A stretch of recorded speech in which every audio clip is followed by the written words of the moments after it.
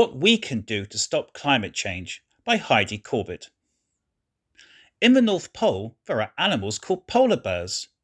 These animals are extremely big and vicious animals. There, ice caps are melting, and this is because we are putting plastic on the ground and the wind can blow it into the sea. It is much hotter than it should be, and this is not a good thing.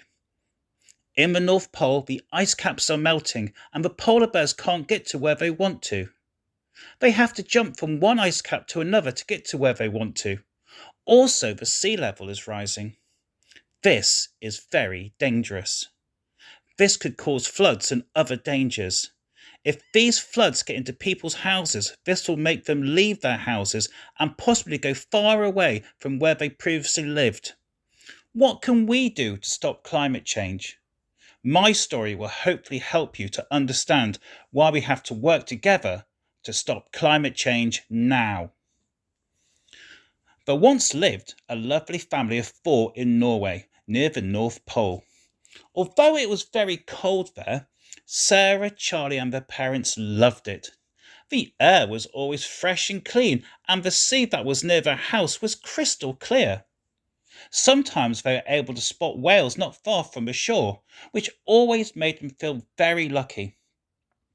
Even though Sarah and Charlie were extremely happy, they could tell that something was worrying their parents, who were both scientists.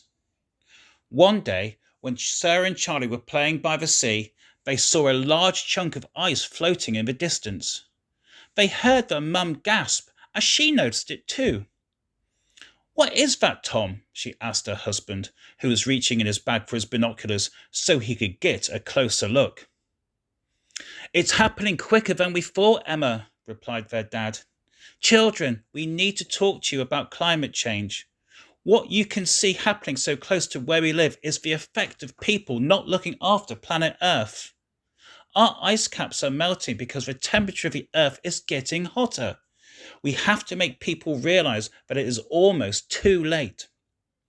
"I have an idea," shouted Charlie suddenly, and he ran to his bag to take out his camera that Mum and Dad had bought him for him.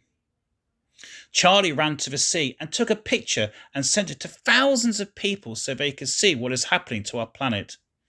After a few days, TV presenters had seen his photo and they asked him to appear on the news. Millions of people began to see Charlie, Sarah and their parents, and they began to understand why everyone had a part to play in stopping the disaster. Charlie and Sarah noticed that their parents were not worried anymore, and they could once again enjoy the beauty of the place that they lived.